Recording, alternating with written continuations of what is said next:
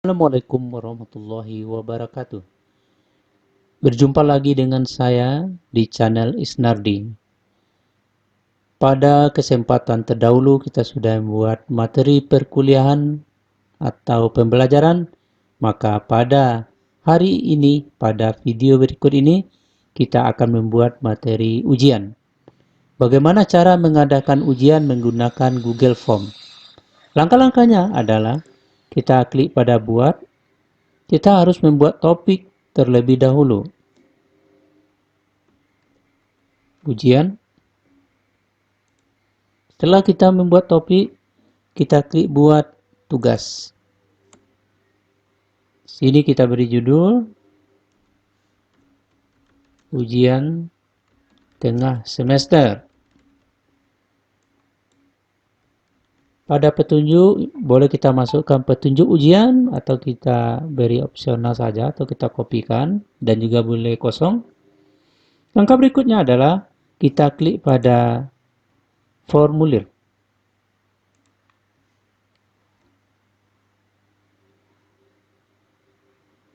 Inilah tampilan Google Formulir. Kita beri judul formnya ini dengan UTS. Ada berapa tahap? Ada 3 tahap dalam ujian ini akan kita buat langkah-langkahnya. Yang pertama kita akan membuat setiap peserta harus memasukkan password terlebih dahulu. Maka di sini kita tambahkan password. Beri opsinya jawaban singkat saja. Password ini nanti harus diisi teks. Masukkan passwordnya di sini, umpamanya sukses. Kalau peserta ujian salah dalam memasukkan password, bisa kita beri di sini pesan password Anda salah. Aktifkan passwordnya. Langkah berikutnya, kita akan masuk ke bagian kedua. Kita klik di sini. Pada bagian kedua, kita beri judul dengan identitas.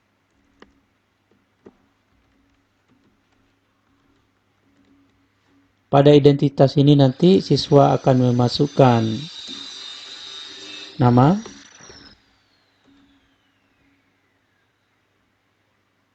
harus aktif, harus diisi.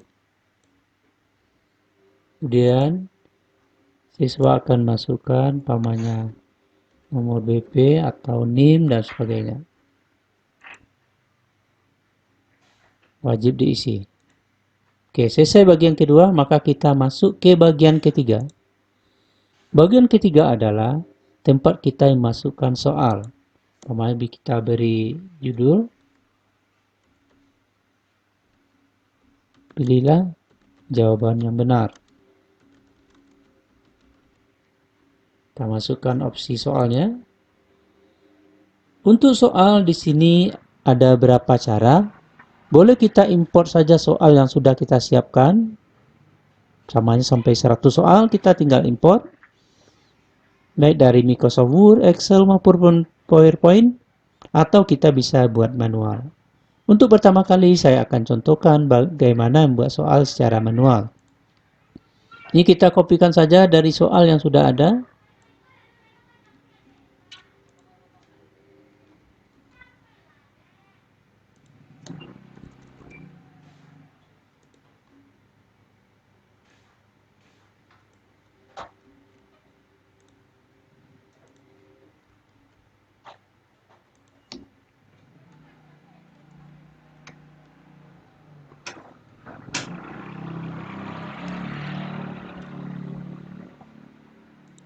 Kalau soal sudah kita buat, ada beberapa pengaturan yang harus kita lakukan, yaitu kita klik pada setelan ini.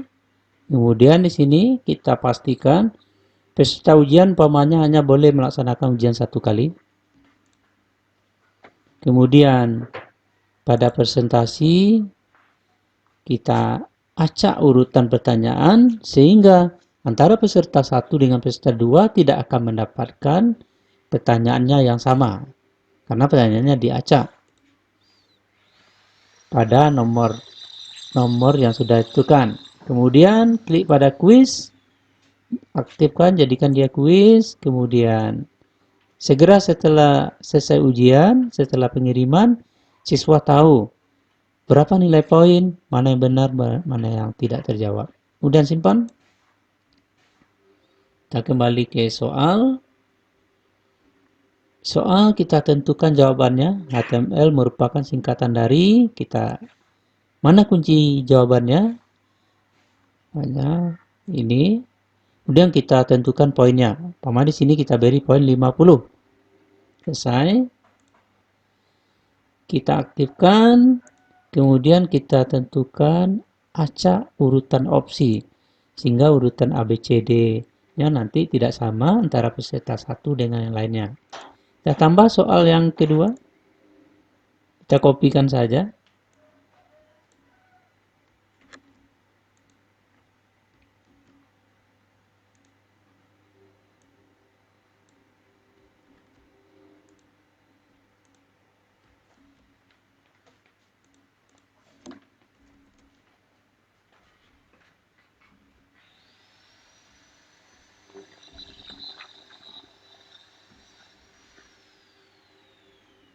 Di sini juga kita tentukan kunci jawabannya, juga kita tentukan poinnya.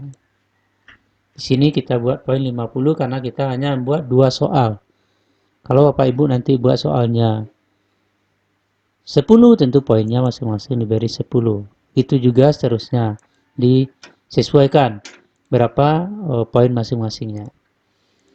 Setelah kita selesai membuat soal, maka langkah berikutnya kita kirim. Kita kirim bisa melalui email atau melalui link. Nah, untuk kesempatan ini kita coba memberikan contoh melalui link. Ini link yang akan kita kirim, boleh kita salin saja. Tapi kalau ini terlalu panjang, kita boleh perpendek URL-nya. Ini jadinya. Ini kita salin saja. Nanti ini kita kirim kepada para siswa sekaligus dengan passwordnya.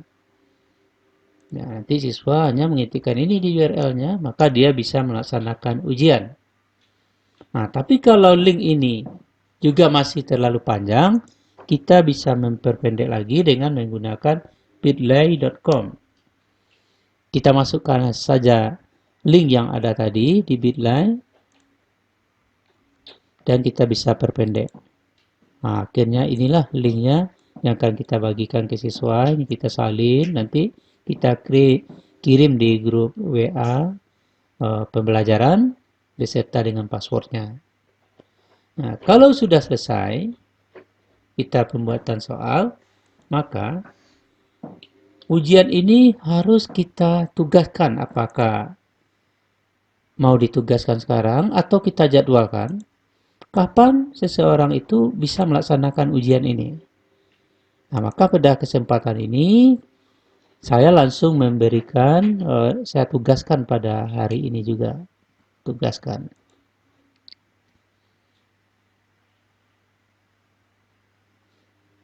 Kalau kita sudah tugaskan, kemudian kita agar lebih teratur kita masukkan ke dalam topik tadi ujian dan drag saja di sini. Maka kalau sudah ini kita kirim kepada para siswa, nanti para siswa tinggal melaksanakan ujian. Umpamanya siswa melaksanakan ujian, cukup dengan link yang ada tadi.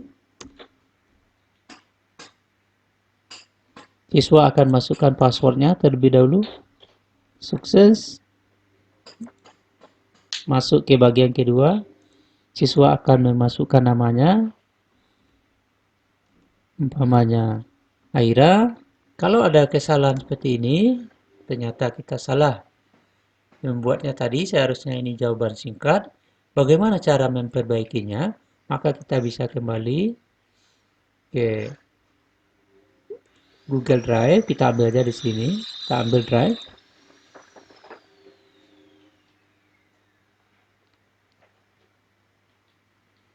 Maka kita bisa membuka ujian yang sudah kita buat tadi, UTS. Kita buka saja.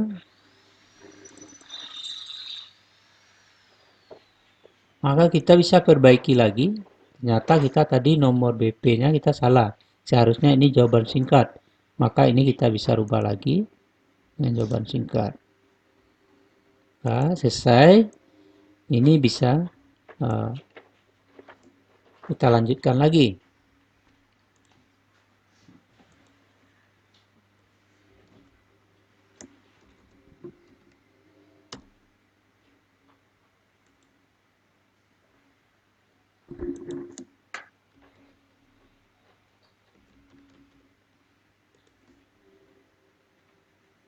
Sehingga nomor BP-nya sekarang sudah menjadi betul lagi. Kita masukkan lagi nama Aira, WP 2100001 umpamanya berikutnya. Maka di sini peserta ujian sudah bisa menjawab. Umpamanya kita jawab ini soal berikutnya, kirim. Maka di sini peserta ujian bisa langsung melihat berapa skor hasil ujiannya. Umpamanya Aira langsung mendapatkan nilai 100 dari ujian ini. Langkah berikutnya, bagaimana caranya nanti guru bisa melihat berapa nilai yang sudah dilakukan, ujian yang sudah dilakukan. Maka cukup dibuka di Google Drive, kemudian lihat di respon. Di respon bisa kita lihat sudah ada responnya 1. Maka di sini bisa kita lihat yang sudah melaksanakan ujian. Ini ada namanya Aira, ini BP-nya. Kemudian ada nilainya. Dan berikutnya, kalau sudah banyak melaksanakan ujian, kita bisa ambil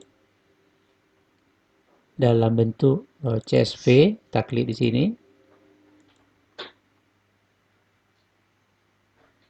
Kita open saja CSV yang sudah kita download itu.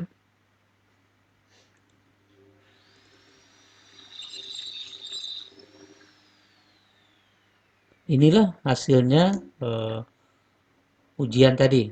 Jadi ini waktunya kapan dilaksanakan, berapa skor, kemudian siapa namanya, ini nomor WP-nya. Nah, sekarang kita tinggal menghapus mana yang tidak dibutuhkan. Umpamanya waktu tidak dibutuhkan, kita tinggal hapus saja. Password tidak dibutuhkan, ini kita tinggal hapus. Oke, kita tinggalkan aja total, nama, dan BP. CB-nya kita hapus.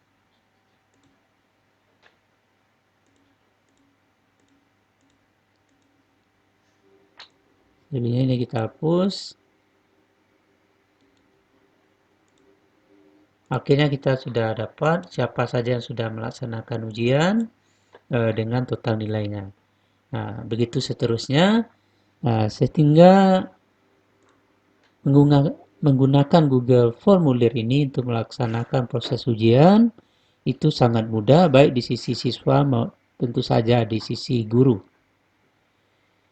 Demikian saja pembelajaran kita pada hari ini, dan untuk berikutnya kita akan lanjutkan dengan bagaimana cara mengimpor soal baik dari Microsoft Word, Excel, ataupun juga dari sisi keamanan dan sebagainya. Demikian saja. Assalamualaikum warahmatullahi wabarakatuh.